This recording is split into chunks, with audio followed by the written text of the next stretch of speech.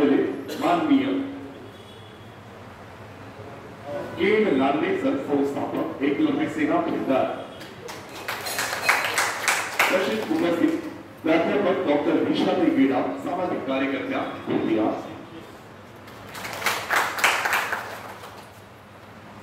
अखिल धुळे समाज विकास समिती अध्यक्ष माननीय मनोज केवट तसेच उपाध्यक्ष माननीय श्री शेंडेजी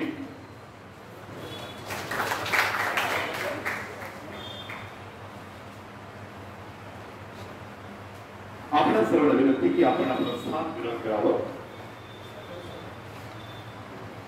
त्यानंतर तसेच क्षमस्व आदरणीय श्री प्रकाश आचार्य यांनी सुद्धा आपलं स्थान ग्रहण करावं।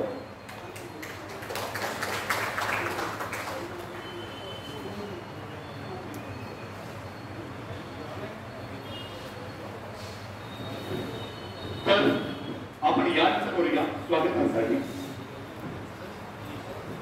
अखिल दिवस समाज विकास समिती भंडारा गोंदियाच्या पदाधिकाऱ्यांना विनंती की त्यांनी मान्यवरांचे गुलाब पुष्प देऊन स्वागत करावे। अखिल दिवस समाज विकास समिती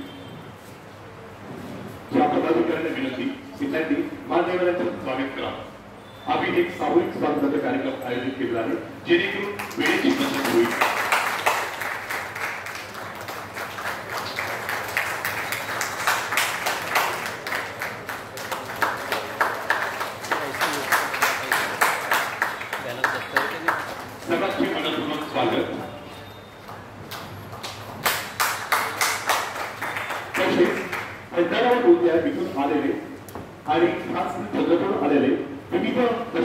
तालुक्यांचे प्रतिनिधी समिती पदाधिकारी सदस्य महिला सदस्य तसेच आवर्जून नव्याने कुटुंबापोटी जमा झालेला माझा संपूर्ण समाजात आपणा सर्वांचे मी आजच्या कार्यक्रमाचे निवेदन विष्णू चाचरे समन्वय अखिल दिवस समाज विकास समिती भंडारा गोंदिया तर्फे हार्दिक मनपूर्वक स्वागत करता हूं। हम ऐसे समाज में रहते हैं, हम ऐसे समाज में रहते हैं जहां सुंदरता को रंगों से, शिक्षा को अंकों से और सम्मान को आज भी पैसों से तोला जाता है। हम आज भी ऐसे समाज में रहते हैं जहां सुंदरता को रंगों से, शिक्षा को अंकों से और सम्मान को आज भी पैसों से तोला जाता है। ही जी तफावत है, ही तफावत आपल्याला कुठेतरी कधीच निघाली आहे। तर अशा ज्या दैनीय समाजाची कथा आणि वेदना आपल्याकडे मांडायची आहे। पूर्व विदर्भात वाढलेला तलावांखाली बसलेला समाज म्हणून विदर्भीय समाजाची ओळख मासेमारी सारख्या अस्वच्छ व्यवसायाची आणि त्यावर स्वतःची उपजीविका करून दोन वेळचे पोट भरण्यापुरती कहाणी ही आपली आजही उपासमार्गे जीवन जगत असलेला समाज म्हणून खूप प्रसिद्धी यासाठी आपण सुप्रसिद्ध नाही तरीही माना सन्मानाने आणि दुर्गाने जगताना दिसत असलेला हा माझा संपूर्ण समाज होय दुर्बल समाज आणि आम्ही त्याचे घटक। परंतु बंधूंनो आता बसालो असा अनेक अत्याचार किती काळ आपण सहन करायचा देखील एका मर्यादेपर्यंत 1936 पासून आपला समाज हा अनुसूचित जातीमध्ये म्हणजेच एससीचे आरक्षण उपभोगत होता। या घटनेच्या शिल्पकाराची भेट डॉक्टर बाबासाहेब आंबेडकरांनी केलेल्या नोंदीनुसार हे आरक्षण आपल्याला अनुभवता भोगता आलं। 1950 पर्यंत या 15 वर्षाच्या सुवर्ण काळाचा अंत झाला। आपल्याला दुधात पडलेल्या वार्षिकप्रमाणे काढून टाकण्यात आलं आणि आपले आरक्षण हिसकावून घेण्यात आले। आपली जात ही भटक्या जमातीच्या वर्गात आणून सोडण्यात आली। ना धड आरक्षण, ना धड सवलत, ना धड मदत, जगा किंवा मरा अशा अवस्थेत या काळाच्या या त्यांच्या सरकारने आम्हाला आणून सोडलं। त्या घटनेला आता पुढच्या वर्षी एकूण 75 वर्ष म्हणजेच अमृत महोत्सव होत आहे। ही आमची शुभारंभ आहे। या काळातही मात्र आपण आजही आपल्या मागण्या आणि हक्क मागतच फिरतो आहे। कारोबारी ऑफिसची चक्कर मारतो, मंत्रालयात धाव घेतो, परंतु पदरी पडते काय हा एक प्रश्न। फक्त निराशाच। यासाठी आता गरज आहे उत्थानाची, एकजुटीची आणि आरक्षणाचा लढा लढण्याकरिता सरकारला न्यायालयाद्वारे दाद मागण्याची नव्हे तर हक्क मागण्याची। आमचे पूर्वज आरक्षण द्या या न्यायाची तर सज्ज व्हा, तयार व्हा, लढा दिला जाईल।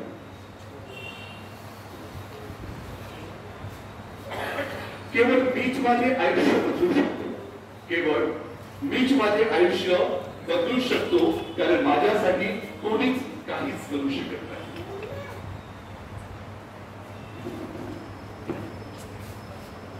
तर ज्येष्ठाच्या आशीर्वाद घेऊन साथ द्यावी सर्वांनी मिळून आजच्या कार्यक्रमाचा उद्देश जाणून घ्यावा.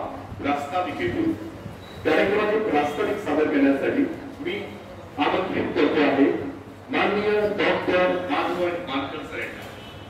डॉक्टर माधवन मानकर सर, आपण प्रास्ताविकेसाठी यावं.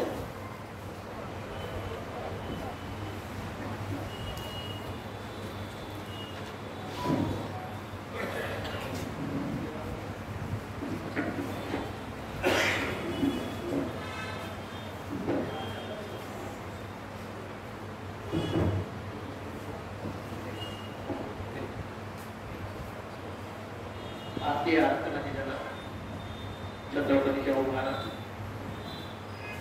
शिक्षणाला सामाजिक समाजाला शिक्षणाच्या प्रवाह आणणारे महात्मा ज्योतिराव फुले दवंतचेवर या पुस्तकामध्ये सुरत समाज हा एसी कॅटेगरीमध्ये होता असा उल्लेख करणारे परमपूज्य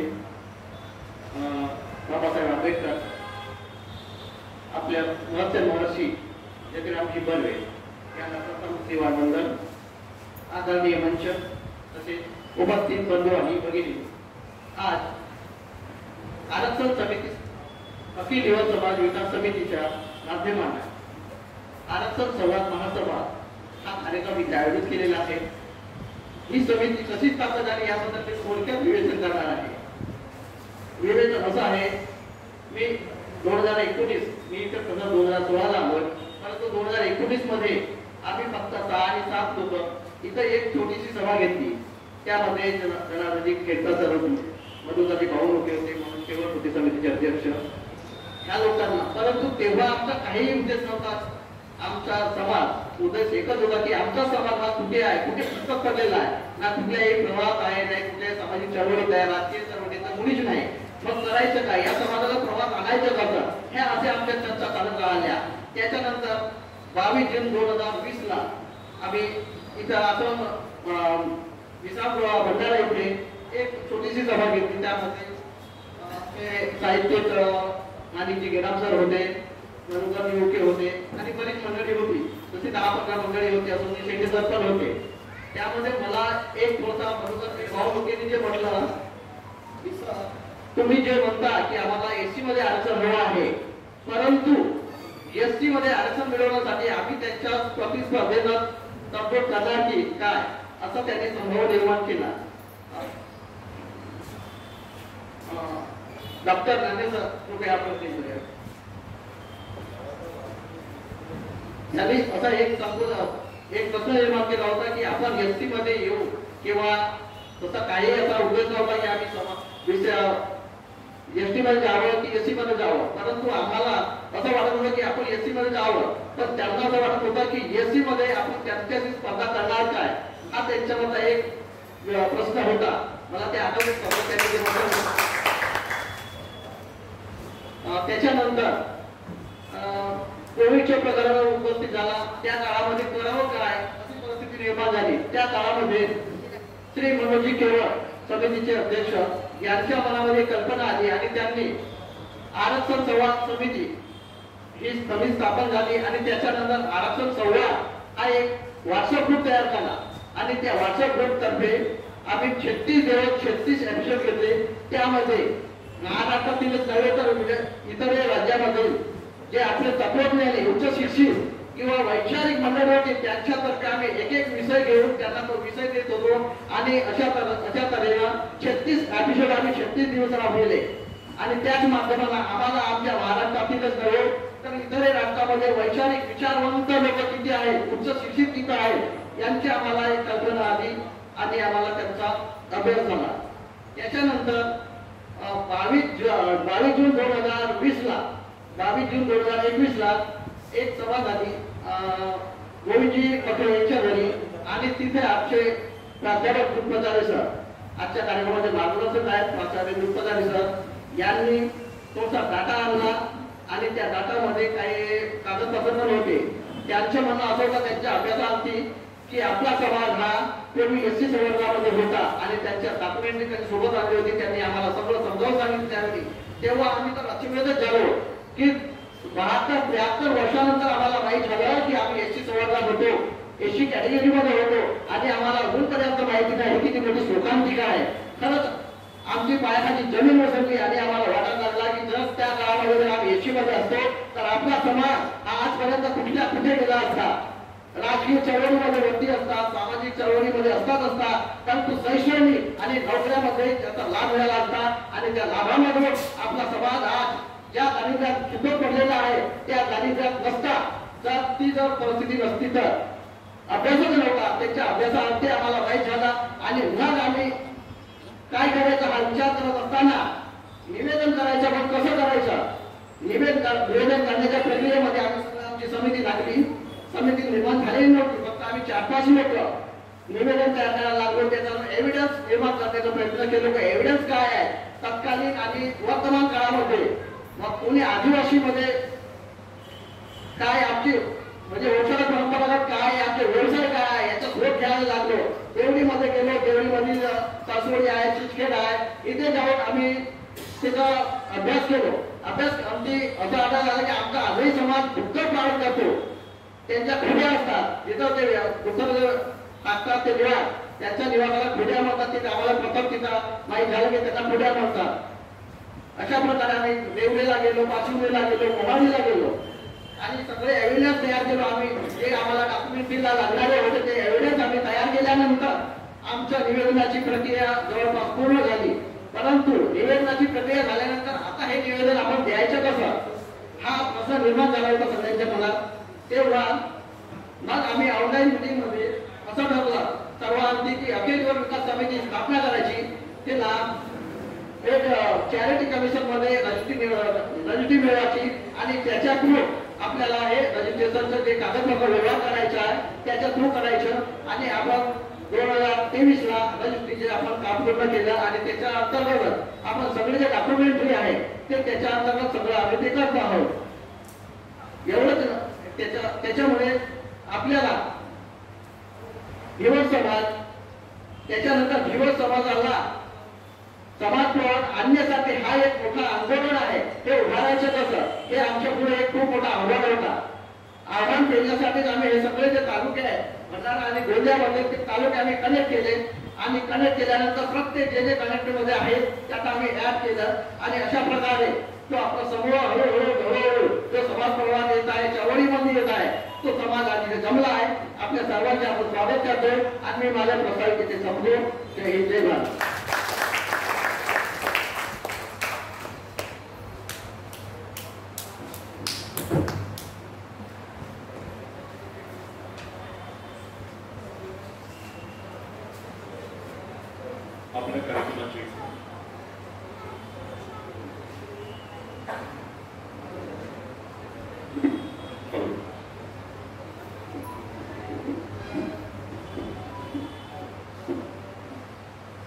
आपल्या कार्यक्रमाची नियोजित जे पावले होते ते पावले आदरणीय डॉक्टर अविनाशजी रांदे सर इथे पोहोचले आहेत. त्यांच्या परत एकदा मनपूर्वक स्वागत.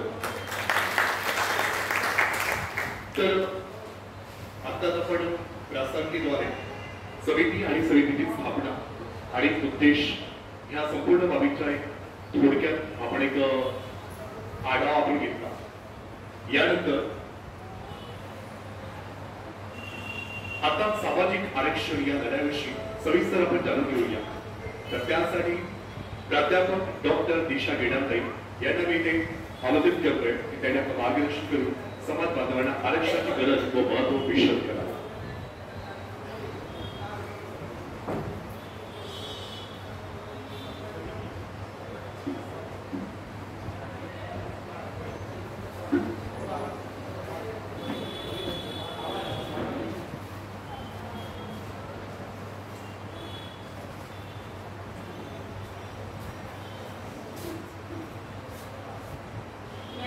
विद्या नाही, ज्ञान नाही, विद्या नाही ती घेण्याची गोडी नाही, बुद्धी असून चालत नाही.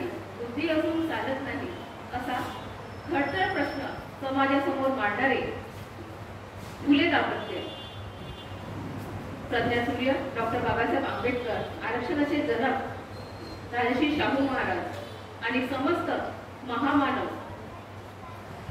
यांच्या प्रतिनिधीलाच नव्हे तर त्यांनी केलेल्या कार्यकर्तृत्वाला माझा विनम्र अभिवादन. आदरणीय मंच, आजच्या कार्यक्रमाचे अध्यक्ष माझे पिताश्री माननीय गेडाम, तसेच मंचावर उपस्थित नागपुरेजी, पत्यालेजी आणि सर्व आमंत्रित मान्यवर, इथे मंचा व्यतिरिक्त उपस्थित समस्त माझे समाज बांधव भगिनी, आपल्या सर्वांना नमस्कार. आणि या नमस्कारासोबत अजून एक शब्द मी जोडत आहे, जय संविधान. तुमच्याकडून विचारायचं आहे, जय संविधान, जय संविधान, जय संविधान. तर गरजलं पाहिजे जय संविधान म्हटलं तर. जय संविधान. कारण की ह्या संविधानामुळे मी इथे मंचावर बसलेली आहे, तुमच्या समोर बोलत आहे आणि तुम्ही सुद्धा सर्व समाज बांधव इथे उपस्थित आहात आणि बोलत आहात. तर ह्या संविधानामुळेच आपण एकत्र आलेले आहोत आणि ह्या संविधानामुळेच आजचा जो महासभेचा काम आपण करत आहोत, महासभेच्या अंतर्गत आपण सर्व इथे लोक एकत्र येऊन आपले विचार मंथन करत आहोत. कारण की आजच्याही समाजाची खूप मोठी गरज आहे. एकाकडे जेव्हा आपण बघतो आपला समाज ढिवळ, ढाकर, मळकटलेला, ज्याच्याकडे कुणाची ही नजर पडली तर त्यांना असं वाटते की किती काळकूट लोक. हो, आहोत आम्ही काळे. तुम्हाला माहित असेल की एखाद्या गोऱ्या व्यक्तीला नजर नको लागावी म्हणून काळा कालवट त्याच्या कानाला लावला जातो, चेहऱ्याला लावला जातो. मग काळा रंग वाईट थोडीच आहे का? नाही. तर अशा ह्या काळ्या रंगासोबत आपली जे ढिवर समाज आहे आणि आपण ढिवर आहोत याचा आपल्याला अभिमान असायला पाहिजे. ही आपली कमतरता नाही आहे, ही आपली मजबूती आहे. तुम्हाला माहित असेल की एखादा गोरा रंग जेव्हा प्रकाशामध्ये जातो तो पूर्ण चिमून जातो, पण आमच्या काळा रंग नेहमी तेजस्वीच राहतो. तर सांगायचं तात्पर्य आहे की आपला समाज आपण स्वतः आपल्या समाजाबद्दल अभिमान व्यक्त करायला पाहिजे. आता एक पॉइंट मी तुमच्या समोर मांडू इच्छिते. आरक्षण. बऱ्याचशा लोकांना आजही समाजामध्ये आरक्षण म्हणजे काय ते माहित नाही आणि त्यामुळे असं झालेलं आहे की आरक्षण कशासाठी पाहिजे, आपण सगळेच लोक तर सारखेच आहोत, मग आरक्षणाची गरज काय, अशा पद्धतीचे प्रश्न सुद्धा बऱ्याच तरुणांना, विद्यार्थ्यांना आणि वयस्करांना आणि शिक्षित लोकांना सुद्धा पोहोचतात. आणि असेच प्रश्न जेव्हा समाजामध्ये समोर आले होते तेव्हा तुमच्यासमोर फोटो दिसत आहे ना, पहिले राजर्षी शाहू महाराज यांनी लोकांसमोर स्पष्ट करून सांगितलं होतं की कशा पद्धतीने आरक्षण असते म्हणून. त्यांनी आपल्या राजकारणामध्ये जेव्हा ते गादीवर होते तेव्हा त्यांनी आपल्या परिसरातील जे राजे होते त्यांना एकत्र बोलवलं आणि त्यांना आपल्यासोबत एक तबेला होता घोड्यांचा, तिथे घेऊन गेले. तिथे त्यांनी बघितलं की सगळे घोडे एकासोबत चारा खात आहेत, कुणी कुणाला मारत आहे, कुणाला पिटत आहे. अशा पद्धतीने त्यांनी एक दिवस सर्व राजांना तिथे घेऊन गेले. त्याच्यानंतर दुसऱ्या दिवशी पण त्या सर्व राजांच्या डोक्यामध्ये विचार आला की हा राजा पागल तर झालेला नाहीये, आम्हाला दररोज तिथे नेत आहे आणि काय ह्या घोड्यांना दाखवत आहे. तिसऱ्या दिवशी असंच पहिला दिवस गेला, दुसरा दिवस गेला आणि तिसऱ्या दिवशी जेव्हा सर्व राजे राजर्षी शाहू महाराजांसोबत त्या तबेल्यात गेले तेव्हा त्यांनी बघितलं की काही छोटे घोडे एका विशिष्ट ठिकाणी ठेवलेले आहेत, काही म्हातारे घोडे एका विशिष्ट ठिकाणी ठेवलेले आहेत, काही लुळे पांगळे घोडे एकाच ठिकाणी ठेवलेले आहेत आणि ते व्यवस्थित चारा खात आहेत. आणि या उदाहरणावरून त्यांनी लोकांना पटवून दिलं की त्याला त्याच्या कुवतीनुसार समाजामध्ये आरक्षण भेटायला पाहिजे आणि यासाठी त्यांनी आपल्यासमोर आरक्षण निर्माण केलं. त्यानंतर तुम्हाला डॉक्टर बाबासाहेब आंबेडकर हे तर जगामधलं असं एक अद्भुत उदाहरण आहे की त्यांच्याबद्दल आपण कितीही सांगावं ते कमीच आहे. कारण की त्याला नॉलेजचा घरच म्हटलेलं आहे. कारण की इतक्या वेळपर्यंत अभ्यास करणे आजही आम्हाला पॉसिबल होत नाही. त्या व्यक्तीने अशा पद्धतीने अभ्यास केला. त्यांची इच्छा असती तर एखादा राजकीय पक्ष घेऊन कुठेतरी जाऊन बसले असते आणि श्रीमंत झालेले असते, पण समाजाचे चटके त्यांनी सहन केले. तुम्हाला त्याशिवाय महात्मा ज्योतिबा, ज्योतिबा फुले, सावित्रीबाई फुले हे तुम्हाला सर्वच माहित आहे. त्याच्याबद्दल मी सांगत बसेल तर खूप वेळ होऊन जाणार. आता महत्वाचा पॉइंट हे आहे की आपल्या समाजामध्ये आधी आरक्षण आहे. आरक्षणाचा अर्थ तुम्हाला का कळलं, परंतु आपल्याला मला माहित होतं की आपण आजही जर स्टेट लेवलच्या पुढे नॅशनल लेवलवर गेलं तर ओबीसी मध्ये आपल्याला टाकलेलं आहे. हे तुम्हालाही माहित असेल. मला वाटते काही लोकांनी कास्ट सर्टिफिकेट सुद्धा बनवली असेल. मी सुद्धा माझी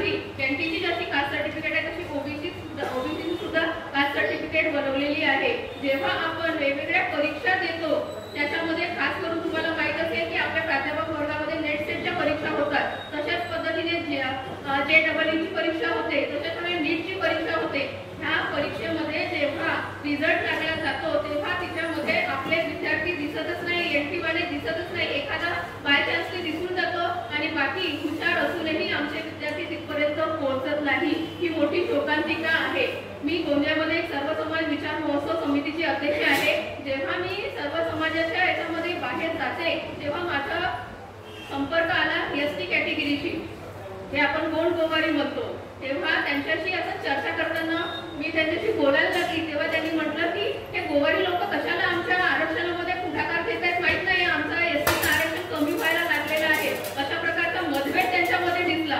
परंतु मी ST लोकांच्या सोबत जेव्हा गेलं त्यांना सांगितलं तर ते इच्छुक आहेत की बाकीचे लोक जर आमच्यासोबत आले तर आमची शक्ती अजून वाढेल आणि आपला समाज अजून जास्त पुढे होईल. तर तुमच्यासमोर प्रास्ताविकेमध्ये मांडलेलंच आहे. तर ग्रॅज्युएट इन इंडिया 6 जून 1936 मध्ये आपला जो समाज आहे तो शेड्यूल कास्ट मध्ये होता. परंतु जेव्हा 1950 मध्ये आपल्या संविधानामध्ये फेरबदल करण्यात आला आणि आपल्या सुशिक्षित वर्गाकडून आपलं लक्ष न केल्यामुळे तो आपला जो अधिकार आहे शेड्यूल कास्टचा तो कुठेतरी हिरावला गेला. मी प्राध्यापिका आहे, जेव्हा मी बघते की SC कास्टला किती स्कॉलरशिप भेटते आणि NT कास्टला किती स्कॉलरशिप भेटते तर त्याच्यामध्ये दुप्पटी आणि तिप्पटीचा फरक आहे. जेव्हा 11th क्लासला आपल्या NT वाल्यांना 900 रुपये भेटते त्याच कॅटेगरीला SC कॅटेगरीला 2,500 रुपये भेटते. 2 वर्षाचे मिळून त्यांना 5,000 भेटतात आणि आम्हाला 1,800 भेटतात.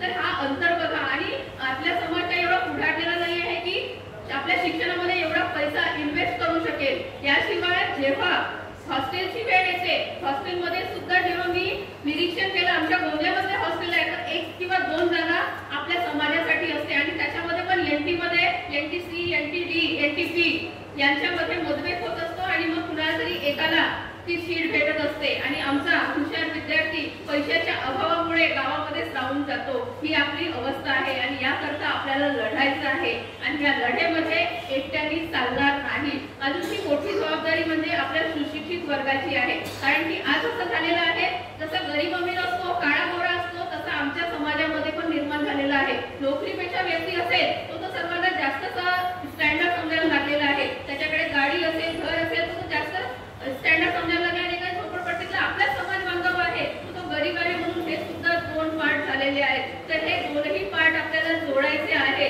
असा मतभेद आपल्याला ठेवायचा नाही आहे. जे शिक्षकी पेशामधले म्हणा किंवा जे नोकरी पेशामधले किंवा जे व्यवसायामध्ये स्वतः स्वयंपूर्ण झालेले व्यक्ती आहेत त्यांना मी एवढी विनंती करेन की आपले जे समाज बांधव आहेत त्यांना आपल्याला सोबत घेऊन चालायचं आहे. जशा प्रकारे आपण आपल्या कर्तव्यासाठी आपल्या हक्कासाठी जागृत असतो तशा पद्धतीने आपल्याला कर्तव्यासाठी सुद्धा जागृत व्हायचं आहे.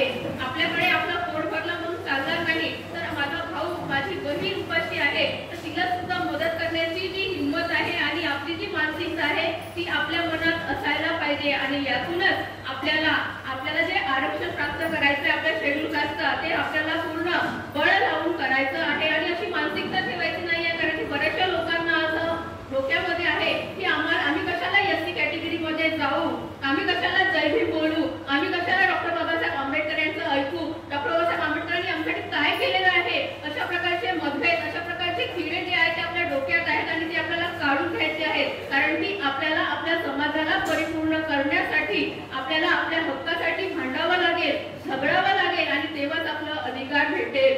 आज इथे मी जास्त आपला वेळ घेणार नाही. अखिल भारतीय युवा समाजाच्या वतीने जी महासभा आयोजित केलेली आहे ती खूप जास्त मेहनत करून खास करून मी मनोजाचं इथे देऊ इच्छिते कारण की बरेच दिवसापासून ते ह्या सभेला समोर आणण्यासाठी बराच प्रयत्न करत आहेत आणि सोबत त्यांची जी पूर्ण टीम आहे त्याच्यामध्ये दुष्पचारे सर आहेत, नागपुरे सर आहेत आणि बाकी मार्कर सर सर्व खूप तातडीने मदत करायला आहेत. कशासाठी घरी सुद्धा आरामात राहू शकतात. यांना काय गरज आहे, यांना काय तळमळ आहे, परंतु यांनी जाणलेलं आहे की जेव्हापर्यंत आपण आपल्या समाज बांधवासाठी करणार नाही हे आपलं ऋणत्व आहे आपल्या समाजासाठी की आपल्याला काहीतरी करायचं आहे. कारण की आपली येणारी पिढीसाठी आपल्याला जगायचं आहे, स्वतःसाठी जगायचं आहे. आपल्या स्वतःपुरतं मर्यादित राहायचं नाही तर आपल्याला येणाऱ्या पिढीसाठी आपल्याला जगायचं आहे आणि आपली पिढी घडवायची आहे. आणि याकरता ह्या सर्व टीमचं मी पुन्हा आपण इथे मला बोलवून घेतलं त्याबद्दल मी तुमचा मनपूर्वक आभार मानते. आणि आजच्या या कार्यक्रमाचे अध्यक्ष माझे पिताजी त्यांची प्रकृती बरी नसतानाही ते इथे कार्यक्रमामध्ये हिरी 2 दिवसापासून मला जायचं आहे आजच्या दिवशीपासून तयारी करत आहेत. त्याच्याबद्दल मी तुम्हाला सांगू इच्छिते. आणि एक शेवटचं मी बोलू इच्छिते की आपण जर चांगलं गोड बोललं, आपण चांगलं जर गोड बोललं तर 100 वर्ष जगतो. आपण एक झाड लावलं तर 1000 वर्ष जगतो. एक झाड लावलं तर 1000 वर्ष जगतो. परंतु आपण शिक्षण घेऊन समाज क्षेत्रामध्ये समाजाचं हितत्व जाणून सामाजिक कार्य केलं तर आपण अजरामर होतो. आपल्याला अजरामर तर व्हायचं नाही आहे, परंतु आपल्या समाजासाठी लढायचं आहे, झगडायचं आहे. आणि आपला जो एससीसाठी शेड्यूल कास्ट जो आरक्षण आहे त्यासाठी फक्त इथेच नाही, आपल्याला आमदार खासदार सोडा, आपलं गोंदिया भंडारा सोडा, आपल्याला मुंबई काय आणि आवश्यकता पडली तर न्यायालयात सुद्धा आपल्याला दाद मागायसाठी दिल्लीला सुद्धा जायचं आहे. ही पूर्ण आव्हान मी तुम्हाला करते. आणि ह्या माझ्या आपण इथे मला सर्वांनी ऐकून घेतलं त्याबद्दल मी आभार मानते आणि माझ्या शब्दांना इथेच विराम देते. धन्यवाद.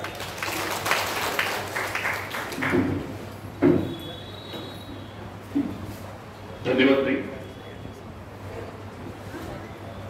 इथे उपस्थित झालेले आमच्या कार्यक्रमाचे प्रमुख अतिथी माननीय डॉक्टर प्रकाशजी बालगावे, ज्येष्ठ सामाजिक कार्यकर्ते भंडारा यांचे इथे आगमन झालेलं आहे. त्यांना विनंती की त्यांनी मंचावर यावं. मनोजजी किंवा यांना विनंती की त्यांनी त्यांना मंचावर यावं. मनोजजी किंवा आपण गुलाब पुष्प देऊन त्यांचं स्वागत करावं.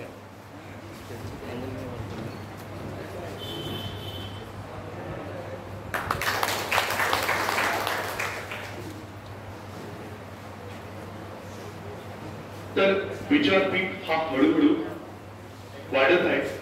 उज्जैनी आणि वजनानी सुद्धा. जरी जात इथून तुम्ही आठवो आपले बोल, जरी जात इथून तुम्ही आठवो आपले बोल, आणि गावो आम्ही तुमची थोरवी, जशी संगीतातली भैरवी, जशी संगीतातली भैरवी. तर यानंतर मी आमंत्रित करतो आहे पुढच्या मार्गदर्शनासाठी माननीय श्री के. नान्ने सर यांना, संस्थापक एकलव्य सेना भंडारा यांना.